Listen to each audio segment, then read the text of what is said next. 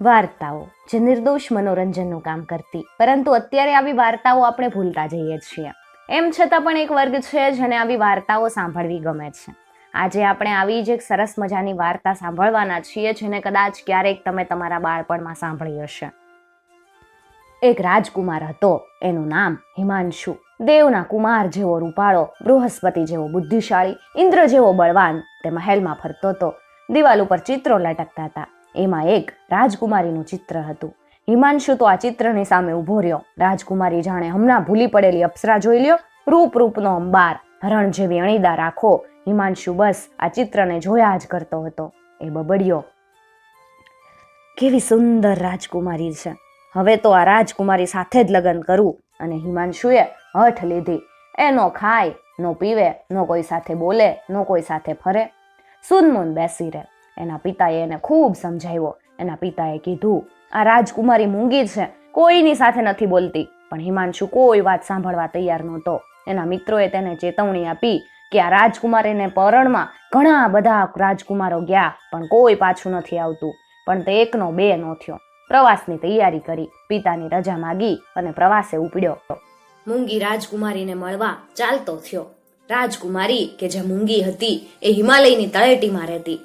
છેલ્લા 7 વર્ષથી તે બોલી નહોતી. રૂપમાં એની પાસે ચંદ્ર પણ ઝાંખો લાગે. હંસ જેવી ચાલ, પોપટ જેવું લાંબુ નાક, કેળના પાન જેવા રૂપાળા હાથ, જાણે સ્વર્ગની પરી હમણાં આકાશમાંથી ઉતરીને આવી ન હોય એવું જ લાગે.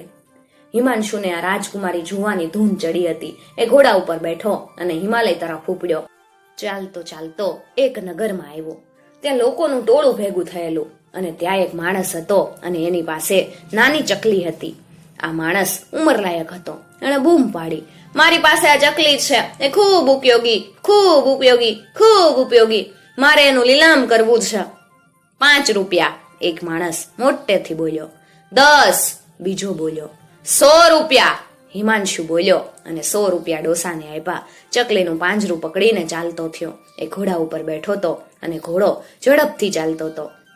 એના મનમાં એક વિચાર આવ્યો. એને મનમાં પસ્તાવો થવા લાગ્યો. એ બબડી પડ્યો, આ ચકલીના 100 રૂપિયા મને પેલા ડોસાએ છેતરો છે. એ ગણગણતો હતો. ત્યાં જ ચકલી બોલી, તું છેતરાયો નથી, તારું નસીબ સારું છે. ચકલી માણસની જેમ બોલતી હતી. ચકલી માણસની ભાષા સમજતી હતી. હિમાંશુને આનંદ થયો. ચકલીની સાથે વાતચીત તો થશે, હવે એકલો નહીં લાગે. એ બોલ્યો, ઠીક, ત્યારે આપણે સાથે આગળ જાશું. અને તે આગળ ચાલતો થયો. કેટલાક દિવસોની મુસાફરી પછી એ હિમાલયની તળેટીમાં પહોંચ્યો અને પહાડ ઉપર એક ભવ્ય મહેલ એણે જોયો.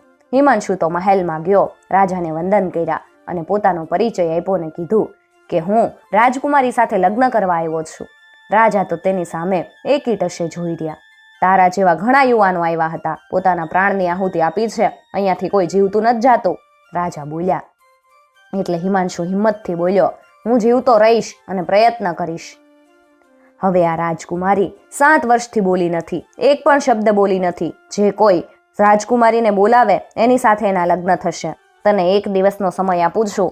જો તે સમયમાં રાજકુમારી નહીં બોલે ને તો તારું માથું કાપી નાખીશ. રાજાએ શરત મૂકી. કોઈ યુવાન કેમ પાછો જતો નથી એનું કારણ એને સમજાયું. તે વિચારમાં પડ્યો. હિંમત રાખ, હું તને મદદ કરીશ, ધીમેથી ચકલી બોલી. હિમાંશુએ ચકલીને ખિસ્સામાં રાખી હતી. રાજા એને રાજકુમારી પાસે લઈ ગયા. તેણે રાજકુમારીને પ્રથમ વખત જોઈ. તે અતિ સુંદર હતી, ચિત્ર કરતાં પણ વધુ સુંદર. હિમાંશુ ખુશ થયો. એ બોલ્યો, નમસ્તે રાજકુમારી. પણ રાજકુમારીએ તેની સામે ન જોયું. તને 1 દિવસનો સમય આપું છું, તારી સાથે દાસી રહેશે. રાજા તો ચાલતા થયા અને ચેતવણી પણ આપી, હું સાંજના આવીશ, રાજકુમારી બોલશે નહીં તો તારું માથું કાપી નાખીશ. ચકલી હિમાંશુના ખભા ઉપર બેઠી એને કાનમાં વાત કરી. ગભરાવો નહીં, હું કહું છું ને એમ કરજે. મને સામેના કબાટમાં મૂક, પહેલા રાજકુમારીને બોલાવજે. જો જવાબ ન આપે ને તો તું કબાટ સામે વાત કરજે, એટલે હું તારી સાથે વાત કરીશ. હિમાંશુએ ચકલીને કબાટમાં મૂકી. પછી બોલ્યો, મારી સાથે વાત તો કર, મૂંગા મૂંગા બેસવાથી કંટાળો આવે. પણ રાજકુમારી એક પણ શબ્દ ન બોલી. તે તો બારી તરફ જોતી હતી. એટલે હિમાંશુ કંટાળીને બોલ્યો, તું નહીં બોલે ને, હું કબાટની સાથે વાતો કરીશ, એ મને જવાબ આપશે. રાજકુમારીએ હિમાંશુ તરફ જોયું પણ એક પણ શબ્દ ન બોલી. હિમાંશુએ સરસ અભિનય કર્યો. તે કબાટ સામે ઊભો રહ્યો અને બોલ્યો, નમસ્તે. નમસ્તે. કબાટે જવાબ આપ્યો. રાજકુમારીને નવાઈ લાગી. ખરેખર માણસ જેવો મધુર અવાજ ઓરડામાં. રાજકુમારી અને હિમાંશુ આ બે સિવાય બીજું કોઈ જ નહોતું.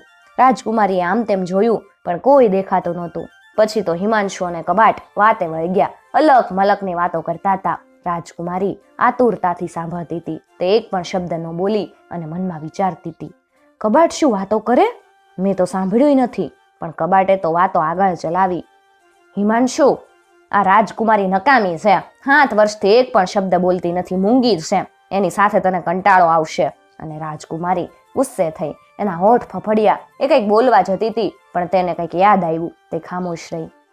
એટલે કબાટે ફરી વાત આગળ ચલાવી. હિમાંશુ, તને એક વાત કહું છું, તું બરાબર સાંભળજે અને એનો જવાબ આપજે. અને વાતની શરૂઆત કરી. ઘણા બધા વર્ષો થયા.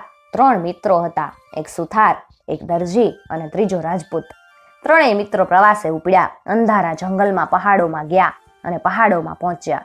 રાત્રિ થઈ ગઈ. જંગલમાં એક ગુફા હતી. એમાં 3 જણા રોકાણા. તે અજાણી ધરતી હતી. જંગલી પશુઓની બીક હતી. ગુફાના દરવાજે તાપણું કર્યું અને વારાફરતી ચોકી કરવાનું નક્કી કર્યું. પ્રથમ વારો સુથારનો આવ્યો. દરજી અને રાજપૂત સૂઈ ગયા. સુથારે તો એક લાકડું લીધું. એમાંથી સરસ પૂતળી બનાવી, સરસ કોતરણી કરી. સુથાર પૂતળી જોઈને ખૂબ ખુશ થઈ ગયો. એનો વારો પૂરો થયો. હવે દરજીએ પેરો ભરવાનો હતો. એણે આ પૂતળી જોઈ. એણે કપડું લીધું, કાતરથી વેતર્યું અને કપડાં સીવા. આ પૂતળીને પહેરાવ્યા. પૂતળી તો ખૂબ સુંદર લાગે, આકાશની જાણે અપ્સરા. છેલ્લો વારો હતો રજપૂતનો. એણે આ પૂતળી જોઈ ખૂબ આનંદ થયો. એકી ટશે પૂતળીને જોતો રહ્યો. એ બબડ્યો, કેવી સુંદર પૂતળી છે. એનામાં જીવ હોય તો? તેણે ઈશ્વરને પ્રાર્થના કરી અને પૂતળી થરથરવા લાગી. એનામાં જીવ આવ્યો. તે શ્વાસ લેતી હતી. છુમક છુમ કરતી ચાલતી હતી. રાજપૂતે બંને મિત્રોને જગાડ્યા. મિત્રોને આશ્ચર્ય થયું. પછી ધીમેથી કબાટ બોલ્યો,